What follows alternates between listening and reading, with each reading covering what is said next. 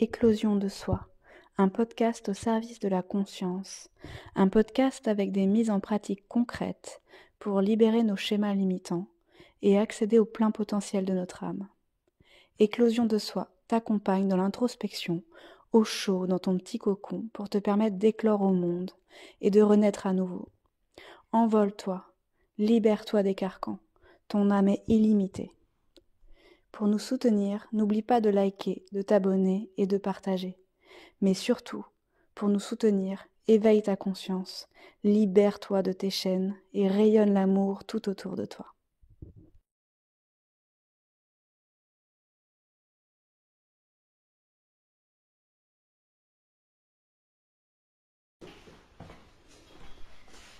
Et voilà, c'est parti. C'est parti mon kiki pour le podcast. Et comment t'as décidé de l'appeler ce podcast alors? Eh ben écoute, éclosion de soi, ça me parlait bien. Parce que du coup, il y a le processus un peu comme la chenille et le papillon, tu vois. Et c'est un processus de toute façon, donc du coup, c'est un peu comme une deuxième naissance pour moi, tu vois. C'est vraiment arrivé, c'est un chemin toute sa vie. Voilà, toute sa vie, ou une partie en tout cas de recherche intérieure, et puis d'éclore à soi à nouveau, quoi, en fait. Ouais. Parce qu'on est déjà soi, c'est déjà là, partout, autour de nous, mais on met plein de couches, plein de masques, plein de choses que la société nous met, hein, parce que c'est pas nous le soi qui nous... Oui, on n'est pas comme ça, moi je pense pas. Les masques à la naissance, quoi. Ouais, puis le but de ces vidéos, c'est pas de dire une vérité, parce qu'on n'est pas dans la vérité, c'est d'aborder des thèmes qui nous parlent, qui nous touchent et qui sont en rapport avec l'éclosion de soi, donc aller davantage encore vers soi.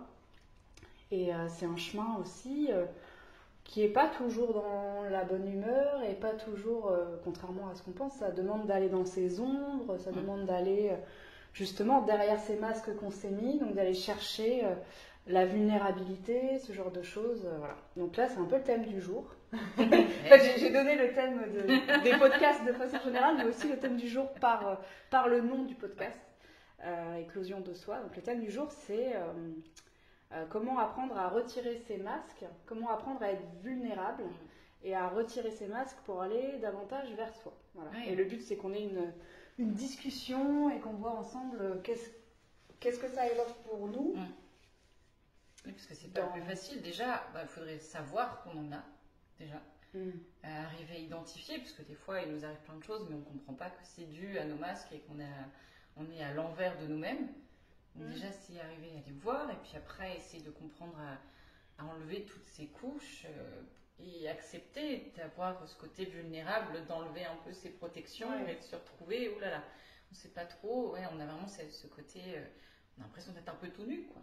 Mais un peu comme techniquement la chenille qui se met en position de vulnérabilité quand elle fait son cocon, quand elle... Oui, c'est une transformation. C'est ça, elle bouge plus. Après, pour moi, les masques, ça a un lien beaucoup avec le conditionnement. Et quand on regarde des choses, des êtres qui ne sont pas conditionnés, comme les animaux par exemple, alors ceux qu'on a à la maison, là, comme mon chat et mon chien, ils sont conditionnés, puisqu'ils vivent avec moi. Et que mon chien, s'il s'échappe, je lui dis au pied, c'est un conditionnement déjà. Un chien de façon naturelle, il ne viendrait pas au pied. Voilà, mes chats, ils sont conditionnés par la nourriture que je leur donne. S'ils entendent le bruit d'une cuillère, un truc, ils sont déjà conditionnés. Dans la nature, ils n'ont pas ça.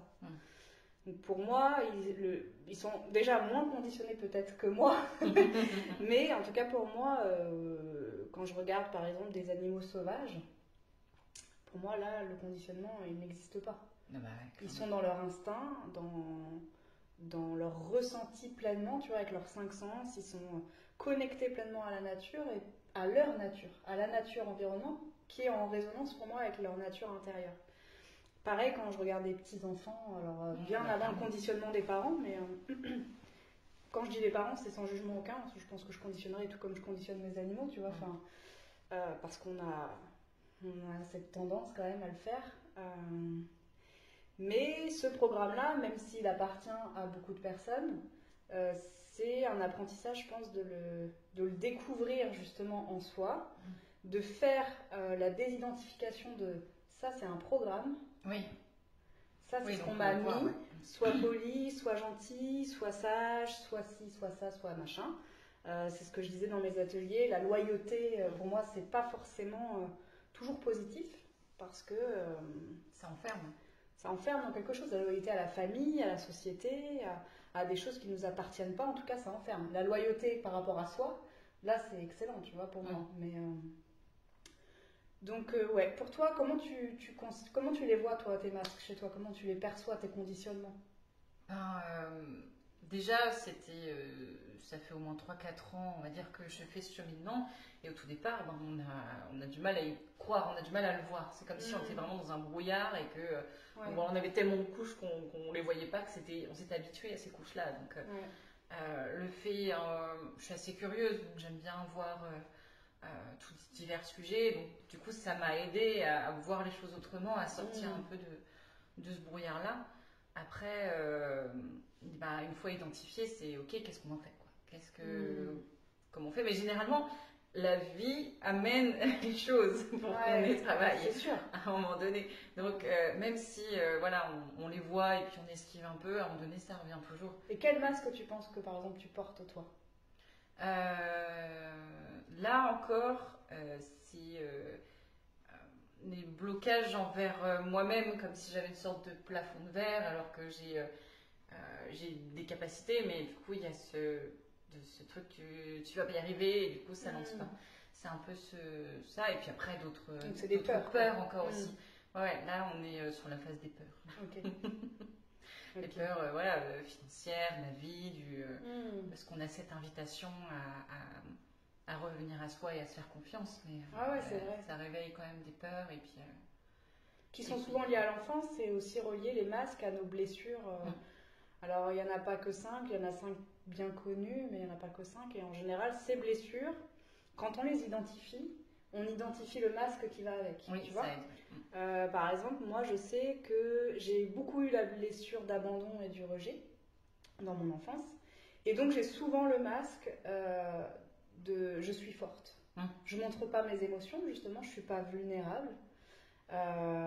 Et ça, c'est quelque chose qui m'a été demandé de travailler ces dernières années, fortement, mais vraiment de façon à me bousculer bien, pour justement me mettre dans cet état de vulnérabilité.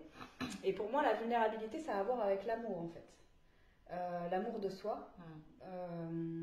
À quel point je m'aime suffisamment pour accepter une émotion, la délivrer, l'accueillir, la délivrer, tu vois, l'écouter, et puis du coup effectivement l'accueillir et dire ok, je me désidentifie de cette émotion, c'est-à-dire qu'elle est là, je l'accueille et elle passe à travers moi et elle a le droit de s'écouler. Donc par exemple la tristesse, tu vois, elle est là, elle est liée à un système à l'intérieur de moi, elle a le droit de couler, d'être accueillie, mais de ne pas m'y attacher. Et moi en fait, moi ce que je perçois beaucoup, c'est ce que j'ai appris surtout, en fait, je pense, c'est de quitter un petit peu mon système d'attachement que j'avais de par ma blessure d'abandon et de rejet. Donc j'avais ce surattachement à certaines idées, par exemple, qui maintenant me paraissent erronées. Et tellement j'avais un attachement passionné et fort, je crois que j'en ai carrément fait un égrégore en soi, tu vois, des choses comme ça. Et donc ce masque, de sois fort, montre pas tes émotions parce que sinon on va te rejeter.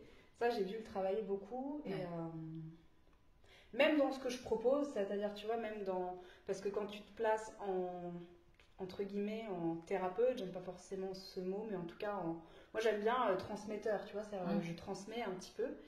Et ben forcément que tu as une image entre guillemets à tenir, un truc. Et c'était un masque que je portais du coup, parce que du coup je ne me permettais pas quand je transmettais des choses à passer par le filtre de mon expérience, tu vois, et donc à toucher. Et quand j'ai commencé un peu à me dire ok, en fait, quand je raconte mon histoire, que je me mets en état de vulnérabilité. Pour montrer aux autres que c'est pas parce que je transmets que je n'ai pas vécu, au contraire, même si je transmets, c'est que c'est passé à travers moi. Et bien finalement, ça arrivait à toucher un plus large spectre aussi de personnes. D'où le fait aussi ces vidéos aussi, je pense que c'est. Mais oui, justement, c'est l'expérience qu'on transmet. Ouais. C'est bien sûr, il peut y avoir des choses qui peuvent nous parler dans les livres ou autres, mais le plus pur, c'est avec l'expérience. Qu'est-ce que ça te fait de voir le masque chez quelqu'un, toi? Eh ben, ça me permet des fois de me poser la question sur moi.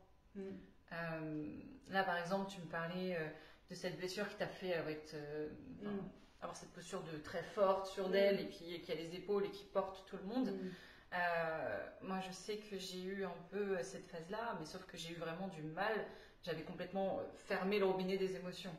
C'est-à-dire que j'avais absolument tout bloqué et qu'il a fallu que j'accepte rien qu'elle revienne dans ma vie.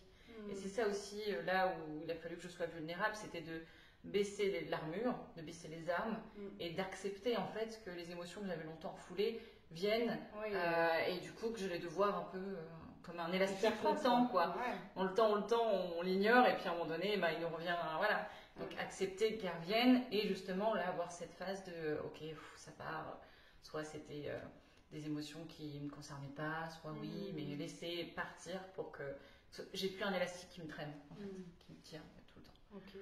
Donc, mais voilà, c'est des histoires comme ça quand on discute avec des personnes qui nous font des rappels et qui permettent d'identifier, ok, ça, bon, j'ai encore quelque chose à travailler ou voilà. En tout cas, pour moi, j'ai compris que les émotions allaient être un indicateur justement sur ah tiens, il y a encore un truc qui me. Et qu'est-ce que tu ressens quand tu te sens vulnérable? Oh, j'aime pas ça. Oh là là. J'aime pas ça du tout. C'était pas facile, surtout quand on est habitué à gérer, à avoir les choses en main ou autre. Donc, mais d'un côté, ça permet aussi de s'ouvrir. En fait, on s'ouvre. On a vraiment on s'ouvre aux autres et puis des fois, souvent on reçoit de l'aide et on accepte de recevoir aussi. Parce que c'est pour ça que je te disais que pour moi, vulnérable, c'est en rapport avec l'amour parce que j'ai remarqué le plus souvent quand j'arrivais à être dans ma vulnérabilité, dans ma vérité, du coup pour moi vulnérabilité c'est un lien avec vérité, c'est-à-dire que si j'ai envie de dire merde, je dis merde, si j'ai envie de pleurer, je pleure, peu importe les circonstances, si j'ai envie de crier, je crie, si j'ai envie, tu vois, je suis moi, comme un enfant quoi. Un enfant, dans ce coup, il se met à se rouler dans un magasin, il s'en fiche, il y a du monde, lui, il ressent une émotion à l'instant T, ça le traverse, il faut que ça sorte. Et après, souvent, quand c'est terminé, tu vois. Mais nous, on a tellement, justement, de par notre éducation, eu ce truc de, on n'a pas à être, et donc on n'a pas à explorer ces choses, ces sentiments, ces émotions, c'est nous, en fait. Et souvent, moi, ce qui me fait peur, je passe du coq à l'âne un peu, mais c'est par exemple, justement, dans la notion de technologie, ça peut nous apporter énormément de choses, comme l'IA, par exemple. Comme ça peut être dévastateur parce que y a le côté aussi couper des émotions. Quand je vois beaucoup de vidéos, d'images faites par exemple par l'IA, ce que je perçois en premier lieu, c'est le côté lisse, sans émotion, sans nature, sans âme. En fait. Sans âme, on va dire les choses. Même si aujourd'hui c'est un outil qui peut, s'il est bien utilisé, être puissant. Mais s'il est mal utilisé, je perçois ça que du coup il va y avoir vraiment ce miroir qui va se faire aussi avec nous en fait. De par le biais de l'image, tu vois, l'iconographie c'est important. Moi j'ai étudié l'histoire de l'art et en fait ces images-là, elles sont projetées vers nous. Tu vois, comme dans l'Antiquité, tu avais des sculptures et c'est projeté ces images de dieux grecs, enfin tu vois, ces images après médiéval, etc. Ça construit toute notre culture. Et là, on arrive vers un autre pan de notre humanité. Et c'est pour ça que c'est intéressant aussi. Bon, ça sera l'objet d'une autre vidéo, mais... Oui, et surtout que ça va nous isoler. Et justement, encore au tout début, quand on observe qu'on a des masques et qu'on a besoin d'aide, en tout cas pour moi, j'ai eu besoin en fait de personnes pour pouvoir voir les différents masques. Parce que j'en avais tellement que c'était difficile de les identifier. Donc le fait d'être vraiment focus sur les réseaux ou autres, ça ne nous permet pas en fait d'avoir accès à ces émotions et justement à au lien avec les autres. Oui, puis de toute façon, les réseaux sociaux, c'est un masque. C'est-à-dire que ce qu'on présente sur un réseau, moi-même quand je mets sur un réseau social, personne ne connaît ma vie. Je présente mes tableaux, je présente le côté, positif de mon être. de ce que j'ai envie de transmettre et les côtés, oui, le côté quand même, j'ai une certaine fierté de dire voilà, j'ai fait tel tableau ou je propose telle formation, ou voilà. Par contre, c'est en aucun cas représentatif, à aucun moment de ma vie, de qui je suis profondément. Par contre, ce qui est important, je pense, c'est ça, c'est de faire une désidentification, encore une fois, entre ce que tu es, ce que tu incarnes, qui tu es vraiment, et l'image, tu vois, que tu vas jouer, le personnage en fait, l'ego quoi, tu vois. Et te désidentifier de l'ego progressivement, arriver à détecter, ok, ça, cette réaction, cette forme de pensée, cette émotion, est-ce qu'elle est vraiment moi? Et pour ça, c'est vrai que moi, il y a un exercice essénien qui m'a énormément aidée, que je transmets d'ailleurs souvent dans mes ateliers, et qui m'a permis à chaque instant, alors par contre c'est un sacré travail à faire, mais à chaque instant de me poser la question, dans tous mes corps énergétiques et physiques, donc dans tous mes centres énergétiques, de me poser la question, est-ce que c'est mon être véritable, mon âme qui s'exprime, ou est-ce que c'est mon conditionnement? Donc pour toute grande question de ma vie, tu vois, tout grand bouleversement, ou même pour les petites questions, est-ce que, je sais pas, je vais acheter tel truc, ou est-ce que, voilà, tu vois, et ben je me posais, donc vraiment je me posais comme ça, je traversais toutes les possibilités de mon être, tout ce que je suis, j'allais chercher en fait la lumière de mon être originel, de ma source à moi, au-dessus de ma tête, et je faisais descendre cette lumière dans mes pensées, donc au niveau de ma tête, dans ma parole, au niveau de ma gorge, ce qui est beaucoup plus parlant d'ailleurs que les chakras. Ça fait pas partie de notre culture, les chakras. Là c'est parlant, c'est les pensées, la tête, la gorge, la parole, les sentiments, le cœur, au niveau du plexus solaire, les émotions, donc tout ce qui nous traverse au niveau du ventre, émotionnel. Au niveau des organes sexuels, les désirs, mais pas seulement les désirs sexuels, mais aussi les désirs d'achat, par exemple. Ça vient d'une force créatrice qui est l'énergie sexuelle. Et ensuite, tout ça, dans la matière, je remets mes mains face au sol. Donc là, dans l'action, dans la mise en matière, dans la mise en action, j'ai fait du tri, en fait. Par exemple, si j'ai une question, est-ce que je vais avoir un chien, voilà. Et bien je me pose, voilà, est-ce que mon être vraiment a envie d'avoir, quand je dis avoir, de partager des moments avec un animal qui est le chien, ou est-ce que c'est un conditionnement qu'on m'a mis parce que il faut un scénic, un chien, 3 enfants et une grande maison à la campagne. Voilà. Est-ce que c'est un manque? Ça c'est un conditionnement de ce qu'on nous met. Mais après, est-ce que moi, voilà, j'en ai vraiment, moi, mon être véritable, l'envie. Et donc là, tu vois, je traverse toutes mes sphères de mes pensées, mes paroles, quelles sont mes paroles, quelles sont celles qui m'appartiennent, mes émotions, etc. Donc pour chaque chose comme ça, se dire à cette pensée-là, parce que tout passe par nos pensées en fait. Donc cette pensée-là, est-ce qu'elle m'appartient ou est-ce que c'est un conditionnement de mes parents, de la famille, etc. Ou telle parole que je prononce, est-ce qu'elle est vraiment moi ou est-ce que ça vient d'un schéma de pensée conditionné? Oui, c'est ça, parce qu'on peut avoir des masques de l'ego, ou on peut avoir des masques des personnes de la famille ou du système scolaire qui nous rajoutent, ou des conditionnements qui nous rajoutent. On peut s'en faire nous-mêmes, mais le masque fait partie du personnage égotique, en fait. Et on en a tous, puisqu'on a tous un personnage égotique, parce que ça fait partie de notre mode reptilien de survie. Et donc, c'est obligatoire d'en avoir un. C'est pour ça qu'on peut pas, quand les gens me disent comment on fait pour arrêter de penser, coupe-toi la tête, ça sera plus rapide parce que tu as un cerveau, c'est fait pour l'utiliser, tu vois. Voilà. Et tu as un ego, il est là pour ta survie à la base. Par contre, qu'il prenne toute la place et que ta pensée aussi prenne toute la place, forcément, c'est pas bon, tu vois. Donc, pour moi, ça encore, pour moi, c'est pas la vérité, c'est ma façon de l'exprimer. Pour moi, c'est comme un corps. On a notre corps, il est là, il est comme il est. Et voilà, les animaux ne se posent pas la question de est-ce qu'ils sont trop gros, est-ce qu'ils sont pas trop de la bonne couleur, est-ce qu'ils n'ont pas les poils un peu trop courts, un peu trop longs. Non, ils sont. Voilà, point barre. Mais nous, c'est pareil. Même si on nous a conditionnés autrement, c'est pareil. Et après, avec ce corps, qu'est-ce que je vais faire? Quel exercice je vais faire pour accepter, accueillir pleinement qui je suis.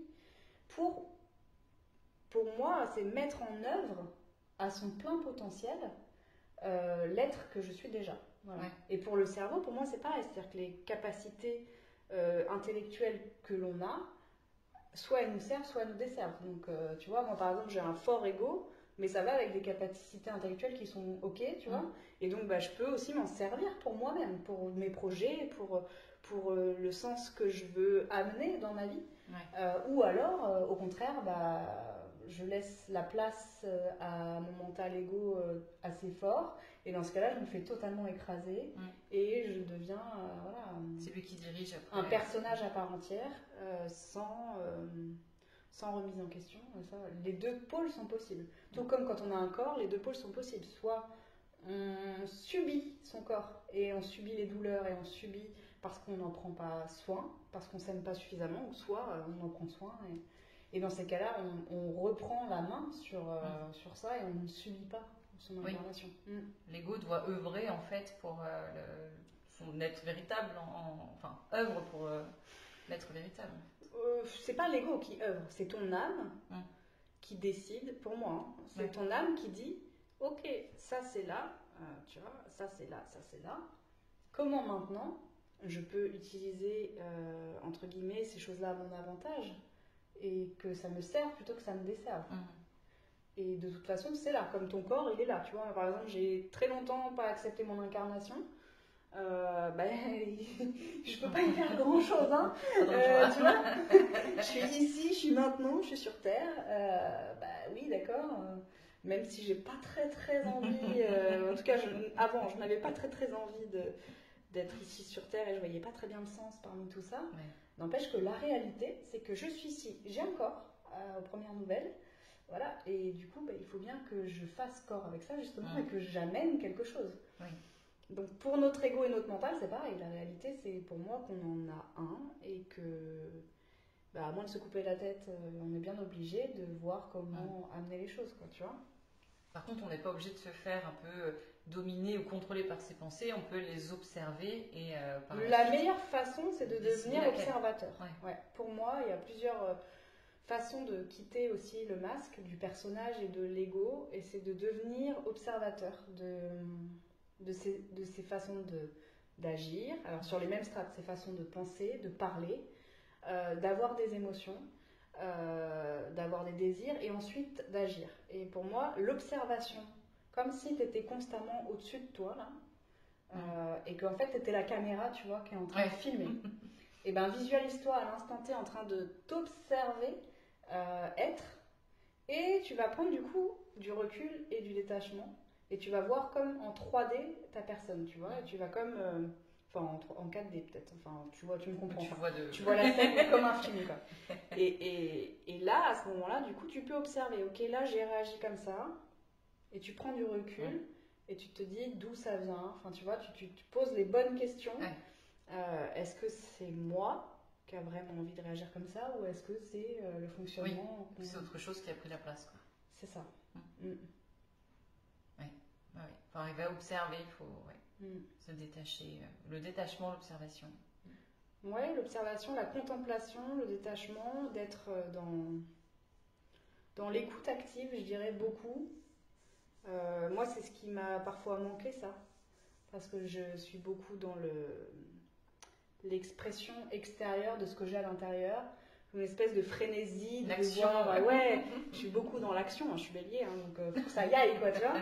Sauf que dans cet empressement, à certains moments de ma vie, même encore parfois, dans cette volonté, en fait, c'est comme si j'avais en moi une volonté de toujours avancer, toujours aller à mon maximum de mon potentiel sur plein de sujets différents. Et comme je touche à plein de sujets, je suis un peu multipotentielle, en fait, du coup, j'ai parfois cet empressement qui fait que je ne me place pas dans cette contemplation et dans cette observation de ma personne, et qui fait que je fais les mauvais choix ou je prends des mauvaises décisions. Et est-ce qu'il y a vraiment des mauvais choix? Voilà. Je sentais la question qui arrive, tu vois. Je suis dans mes pensées. Je connais les questions-réponses, moi. Bah oui, je sais pas. Non, certainement que non. En fait, tout est expérimentation. Mais je pense quand même qu'il y a une part de... Si notre âme expérimente des choses, c'est qu'elle doit les expérimenter. Mais il y a quand même une part d'expérimentation qu'on n'est pas obligé de vivre. Oui. C'est-à-dire que la souffrance, le conditionnement à certaines choses, tu vois, par exemple dans le travail, des choses qui sont difficiles et qu'on n'a pas envie de vivre mais qu'on les vit, peut-être que c'est juste à un moment donné que nos masques, notre conditionnement, notre ego a pris une place trop importante et que du coup on s'est complètement annihilé, on a fait l'abnégation de notre être profond et donc forcément on vit des expériences qui sont nécessaires puisque ça nous permet de nous dire ok, ben non en fait, ça là c'est pas moi. Oui. Combien de personnes j'ai par exemple qui me disent après un burn-out ou après des expériences de vie, des séparations, des choses lourdes, le décès de quelqu'un, ils réalisent que d'un seul coup en fait la vie c'est important, que l'amour, le lien avec les gens c'est important, et parfois il faut des grandes claques en fait et c'est bien. Oui. Mais est-ce qu'on est obligé de les vivre? Et non, je pense aussi que quand tu poses la question à ces gens, en fait à l'intérieur d'eux ils savaient. Oui, bien sûr. Il y a souvent cette phrase je le savais, je l'ai senti, mais je me suis pas écoutée. Au fond de nous, en fait, on le savait. D'où le fait de s'écouter sur chaque... alors, pas trop s'écouter, parce que là, après, ça devient de l'ego. Parce que l'âme, en fait, c'est pas écouter comme du blabla mental. Hein. Quand je dis écouter, c'est là, c'est pas là. Oui, c'est comme si c'était évident. C'est pas, par exemple, j'ai une question entre ce boulot-là et ce boulot-là, c'est pas dans ma tête que ça se passe.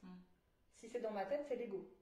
Si c'est le mental qui est en train de faire des... Voilà, c'est ici. C'est ok. Je me reconnecte en fait à mon cœur, je me reconnecte à moi, à mes émotions, je vibre pourquoi? Je vibre pour cette décision-là ou je vibre pour cette décision-là? Qu'est-ce qui m'appelle? Les enfants, par exemple, même les animaux, le savent très bien. Ils sont... S'ils ressentent quelque chose, c'est vraiment du ressenti, donc c'est de l'instinctif. Nous, on a perdu ce côté instinctif. Si tu le ressens, eh bien, dans ces cas-là, c'est par là, tu vois. Et moi, constamment, je fais cette expérience de... Pourtant, j'ai une forte écoute de moi-même, mais de me dire, ok, en gros, j'ai l'instinct, j'ai l'intuition que ça va pas être ok. Mais je continue quand même, comme pour après me dire, bah tu vois, je le savais. Je le savais. Mais bref, je continue quand même, et puis à un moment donné, forcément, je réalise que ce que j'avais ressenti arrive. Et donc, ça me fait revisiter tout le parcours et tout ce que j'aurais pu m'éviter, tu vois. Et bon, là, c'est encore un autre thème, on parle de l'intuition, mais tout ça se rejoint. C'est-à-dire que les animaux, par exemple, sont dans leur ressenti, sont connectés fortement à leur être profond. Et donc, il n'y a pas d'erreur. Il n'y a pas d'erreur puisqu'ils sont constamment connectés à leur instinct, en fait. Oui. Ils ne peuvent pas se tromper Il n'y a même pas de... Enfin, le côté animal et le côté humain, je ne sais pas si ça peut être comparé, mais en tout cas, quand on joue un animal, il est dans cet état d'être sans question, sans positionnement, sans ego, voilà. Et pour les enfants, c'est quasiment pareil. C'est ça. Si un enfant il a envie d'aller par là, il va aller par là, il ne va pas réfléchir. Et nous, c'est parfois effectivement le mental peut-être qui... Mais en tant qu'adulte, quand on est enfant, on a quand même encore il y a des couches et des conditionnements. Au fur et à mesure que tu deviens adulte, on t'en rajoute. Et on s'en rajoute nous. Hein.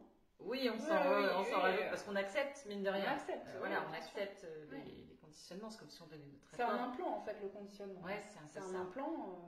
L'implant de ci, l'implant de... Enfin, c'est des implants différents et on n'est pas tous implantés au même niveau. Mais c'est un implant. Et après, c'est depuis quand j'ai cet implant, par exemple, de la peur de travailler? Est-ce que ça date de cette vie ou dans une autre vie peut-être? Mais tout ça, c'est... Il faut juste les désintégrer, c'est désidentifier progressivement. Et tu vois, je le visualise comme moi qui ai une tonne de manteaux, tu vois, et tellement de manteaux que du coup, tu peux plus percevoir. En fait, quand on parle d'écouter son cœur ou autre, en fait, des fois, on a tellement de couches que... Des couches de quoi? Dans ma visualisation, c'est des couches de manteau, tu vois. C'est des manteaux, des peurs, des trucs, des choses qu'on te dit, des choses que tu prends pour la vérité qui ne sont pas. Des conditions. Alors voilà, c'est ça. Et en fait, écouter ton cœur, c'est comme s'il pouvait c'était petit ce que tu entendais, tu vois, c'était étouffé. Donc au tout départ, il faut que tu arrives à d'abord enlever certaines couches, et au fur et à mesure, hop, tu comprends des trucs, tu testes, tu vois, ah oui, je le savais en fait, et tu apprends, c'est un apprentissage en fait. Il y a quelques petits, parce que bon, on parle beaucoup, mais après, il faut des fois passer à du concret, à l'action. À l'action. Bah, moi, je suis bélier, donc forcément, le blabla spirituel sur la longueur du temps, sans à un moment donné une mise en place de choses, ça m'énerve. Et on en voit beaucoup, quoi. Et je trouve que, voilà, moi, je me considère plus comme spirituelle. J'ai envie de me désidentifier de ça. Et pourtant, je me suis identifiée.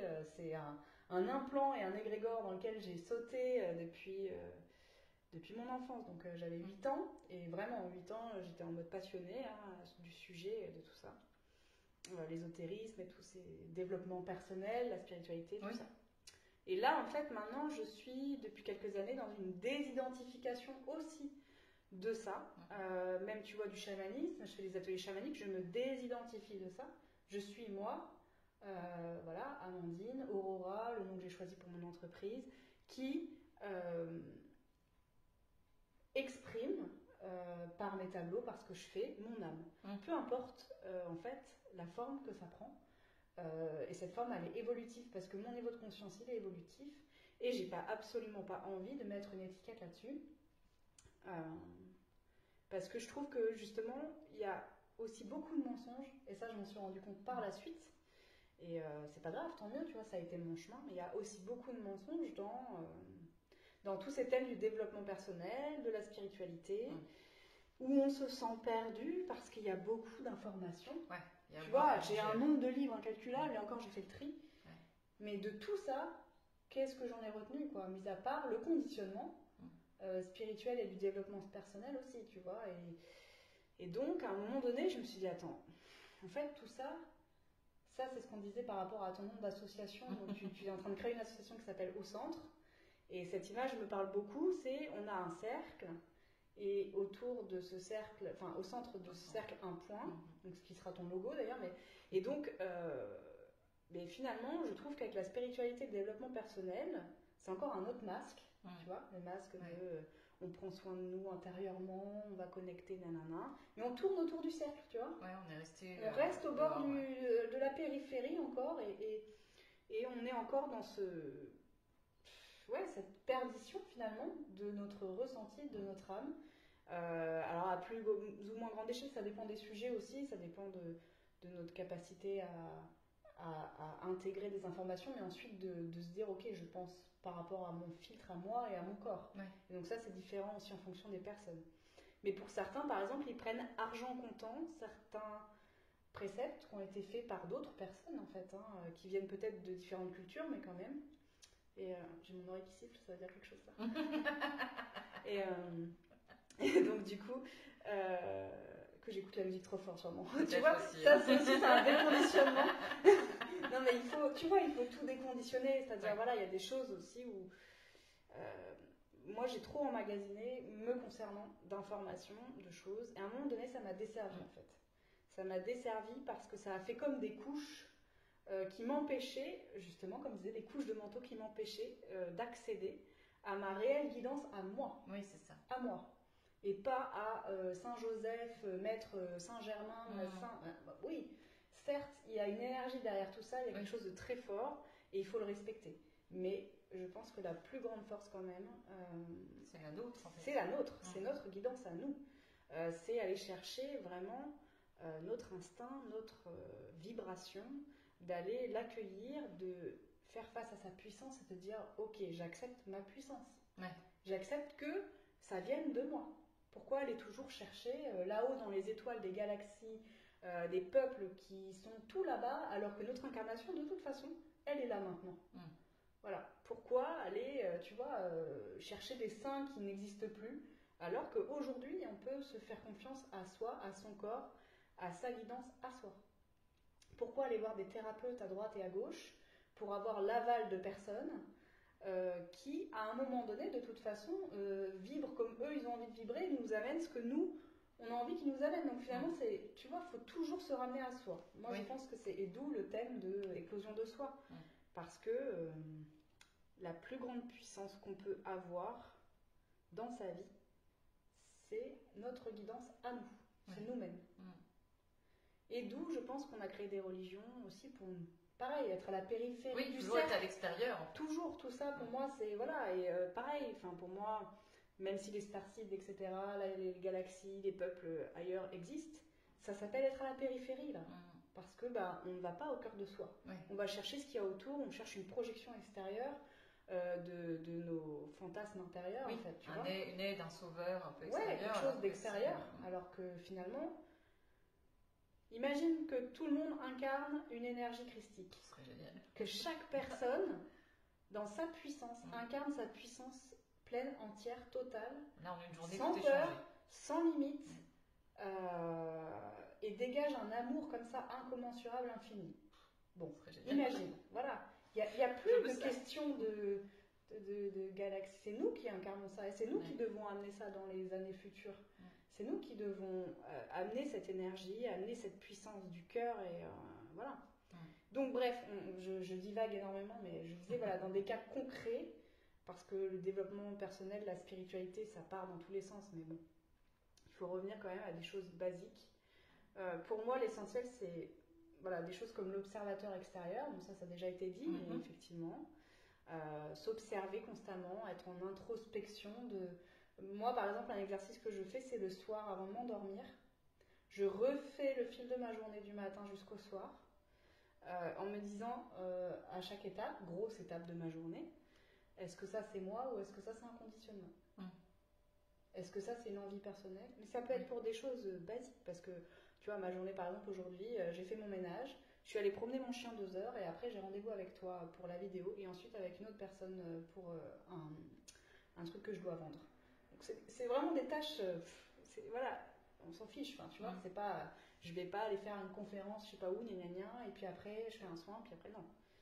Sur des trucs basiques, bon, tu refais le fil de ta journée, tu te dis, le matin, j'ai fait mon ménage. Est-ce que j'avais envie de le faire ? Bon, ça, jamais. Moi, c'est pour ça que j'ai pris un robot, parce que... Mais bon, je le fais parce que... Pourquoi ? Maintenant, tu vois, je me pose et je me dis, je le fais pour 2 raisons. D'une part, tu venais, j'avais envie, voilà. Et d'autre part, parce que chaque fois que je fais le ménage, j'ai une sorte de satisfaction d'être dans mon environnement, dans un environnement propre, sain, qui dégage une bonne énergie. Donc, je le fais quand même pour moi. Je ne le fais pas que pour le conditionnement de il faut ranger, nettoyer, etc. Même si ce conditionnement a été très très fort chez moi, parce que ma mère est très très comme ça. Donc j'ai dû le travailler.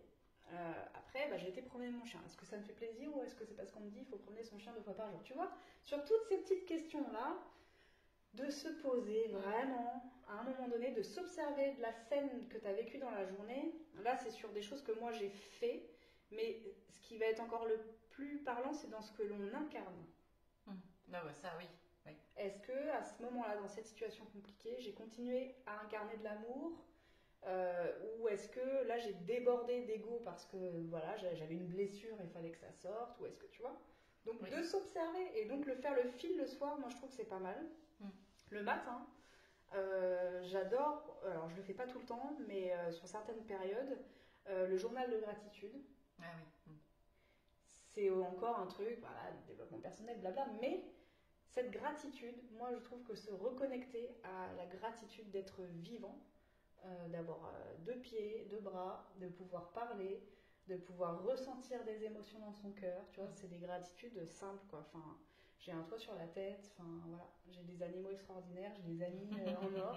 C'est des choses très simples, mais tout de suite, tu montes ton taux vibratoire en fait, et tu vas vibrer quelque chose de beaucoup plus harmonieux, de plus en accord avec toi et avec ton âme, et tu vas du coup forcément être plus en vibration avec ton être aussi. Donc voilà, la respiration, c'est des choses tellement basiques, mais tellement, et on va chercher tellement loin. C'est ça alors que c'est simple, c'est tellement simple.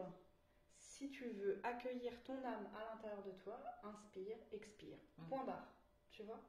Et ça peut être, par exemple, moi, tu vois, je vais promener mon chien, bon, des fois j'ai envie, des fois j'ai pas envie, mais quand j'ai pas envie, je me dis, je vais prendre cette séance pour moi, et sur tout le trajet, je vais faire des respirations différentes, mais un peu, je suis mon instinct, en fait, enfin, voilà. soit voilà, c'est vrai que j'ai étudié un peu le breathwork ou des choses comme ça, mais soit j'écoute vraiment qu'est-ce que j'ai besoin. Est-ce que j'ai besoin d'une hyperventilation? Enfin, tu vois, voilà, ça vient comme ça vient et je respire. Et j'inspire et j'expire. Et j'ai vraiment cette conscience de dire j'inspire mon âme et ça vient m'inspirer justement dans ma vie, dans ce que je fais. Oui. Tu vois? Oui. Donc ouais, la respiration, bon, ça on l'a vu parce qu'on a participé à un atelier dernièrement et justement le thème c'était revenir à son âme originelle et c'était que par la respiration. Mais la respiration où on a conscience d'inspirer avec joie son âme. D'inspirer. Inspirer et expirer, c'est oui, bien. Ça on le fait tous les jours, pas mais vraiment, très bien d'ailleurs. Mais... Alors vraiment ce côté, voilà, on inspire, mais on inspire avec joie son âme et on a vraiment ce mouvement. Puis après on se laisse aller. Mais ce qui est bien avec la technique d'observation, c'est qu'au fur et à mesure, ça devient de plus en plus facile. Quand tu dis refaire le point sur sa journée ou autre, et ben on se dit ah oui ça. Et puis quand on le revit à un autre moment, on l'identifie tout de suite. Oui. Et à ce moment-là, on est capable de faire changer la trajectoire. Ouais, c'est ça. C'est ça. En disant ah non, tu me rappelles 2 fois. Je te vois. D'où l'importance de s'auto-observer. Alors c'est pas sortir dans son corps de son corps, parce que je pense qu'à chaque moment, au contraire, avoir cette conscience pleine et entière de son corps, ça par contre c'est un truc aussi pareil. On parle beaucoup d'ancrage. Alors l'ancrage pour moi c'est pas faire l'arbre et machin, même si l'image est belle. C'est à chaque instant j'ai conscience de ma respiration, de la température de la pièce par exemple. Tu vois, là je peux sentir l'air sur ma peau, de ce qui se passe autour de moi. Mais surtout de ce qui se passe à l'intérieur de moi, comment je me sens dans mon corps, tu vois. Et ça, la pleine conscience, c'est pareil, c'est un exercice, c'est simple, mais à la fois pour nous c'est tellement pas facile à mettre en place. Parce que il n'y a pas besoin d'aller chercher bien loin, c'est de la simplicité pure et dure, d'être dans le moment, dans ce que l'on fait. Tu vois, rien que d'en parler déjà, ma façon de parler est beaucoup plus posée, tu vois, parce que je suis là. Et donc c'est ça l'ancrage, c'est genre, voilà, bam. Posé. Voilà, je suis posée, je prends le temps, je suis où? Je suis à l'intérieur de moi, je suis dans mon corps. Comment c'est mon corps? Comment c'est à l'extérieur de moi? Qu'est-ce que j'observe? Qu'est-ce que je perçois? Mais c'est d'être là, vraiment. Pas de penser dans sa tête à qu'est-ce qui s'est passé avant-hier, qu'est-ce qui se passera demain. C'est juste le moment présent. Qu'est-ce qui me venait aussi tout à l'heure? Eh ben... Justement, l'auto-observation de ses pensées, de ses paroles. Donc s'observer, ça revient au même. Il y a autre chose qui m'est venue et qui est très puissant. Mais alors en parlant de souffle, tout à l'heure on parlait de respiration. Le souffle, c'est vraiment dans son étymologie, prana en Inde, c'est vraiment l'énergie de vie. C'est ce qui vient nous nourrir. En hébreu, c'est pareil, roi. C'est vraiment le souffle divin. Donc si on veut faire si on veut se connecter et intensifier la présence de notre âme en nous et qu'elle prenne vraiment toute la place, et bien la respiration, c'est étymologiquement, c'est déjà écrit. Donc il n'y a pas besoin d'aller chercher 10 000 bouquins. Voilà. Oui, en fait, c'est simple, mais on a du mal à le voir et du mal à l'appliquer. Ouais, c'est parce qu'on a un peu... Beaucoup. Parce qu'on aime bien aller chercher la complication alors que les choses sont tellement faciles. Je pense qu'on a du mal à croire que c'est aussi facile. Tu vois, on dit c'est facile, non, il y a un truc, c'est louche. Des fois, on a besoin que ça soit compliqué avec des process, des protocoles, avec quelqu'un de renom qui va nous dire machin, alors qu'en fait, parfois, on a besoin de certaines personnes pour nous ouvrir à d'autres niveaux de conscience, pour nous amener des clés.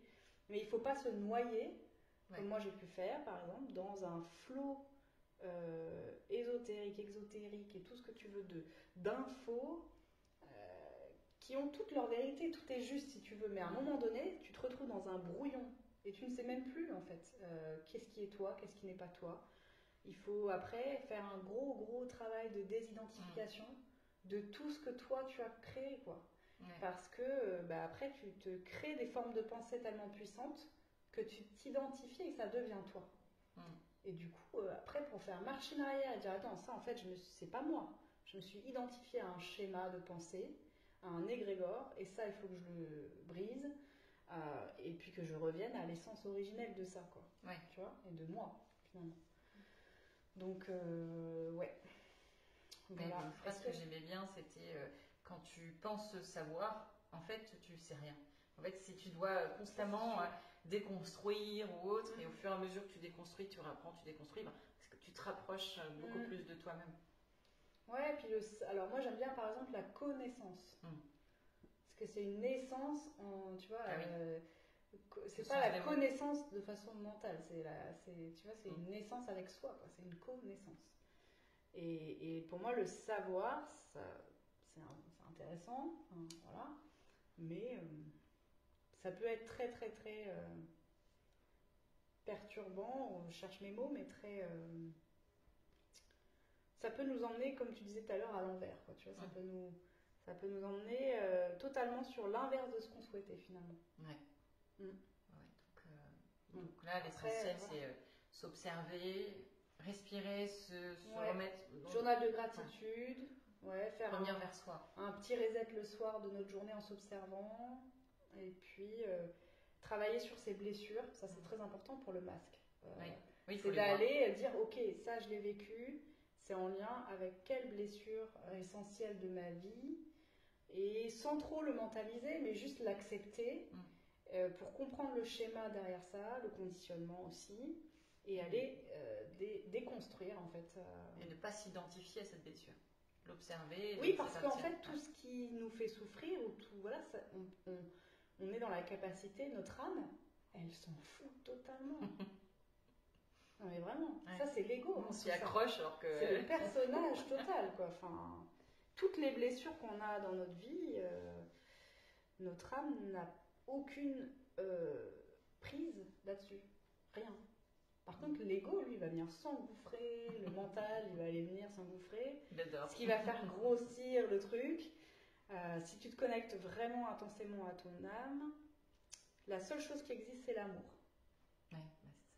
Et pas l'amour comme on connaît, pas l'amour d'attachement que nous, les humains, connaissons. L'amour dans sa version vibratoire, je dirais. Dans sa version palpable.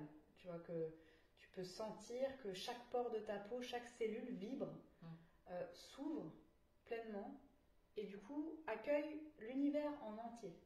Voilà, c'est ça, l'amour pour de vrai de la source, de son âme. Quand on dit la source, pour moi, c'est son âme, quoi. Enfin, tu vois, c'est vraiment soi. Donc, ces moments-là, enfin, moi, j'ai pu avoir quelques expériences comme ça. Après, tu fais une grande différence quand même entre ça, ok, ça c'est mon âme, et ça c'est l'ego. Oui, c'est ça. On arrive à le ressentir au fur et à mesure. C'est ça. Voilà.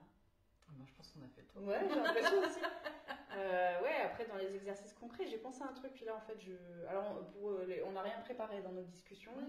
On s'est donné une trentaine de thèmes à peu près pour les ateliers. Les conversations futures. Et du coup, là, aujourd'hui, on a choisi celui qui vibre le plus parce qu'on voulait aucune préparation, aucun truc mental qui vient aussi perturber ce qu'on... C'est ça, on a laissé parler nos âmes. Voilà. Et du coup, on a juste fait un exercice de respiration avant, justement, pour lâcher. Justement, on a fait l'exercice du souffle. On a pris le temps aussi. Ouais, puis aller en nature, oui, voilà, c'est ça aussi peut-être que clairement. Je peux dire, parce que c'est vrai que ça paraît simple comme ça ce qu'on dit, mais par exemple, si on est extrêmement conditionné avec la télé, la radio, moi j'ai pas de télé, j'écoute pas la radio, enfin voilà, je suis vraiment... J'essaye au maximum de ne pas être impactée en fait par des mensonges, et donc du coup je supprime ça de ma vie, j'ai pas envie, ça m'intéresse pas. Pour ceux que ça intéresse, tant mieux, hein. Si ça fait partie de leur âme et de leur vibration, c'est ça, tant mieux.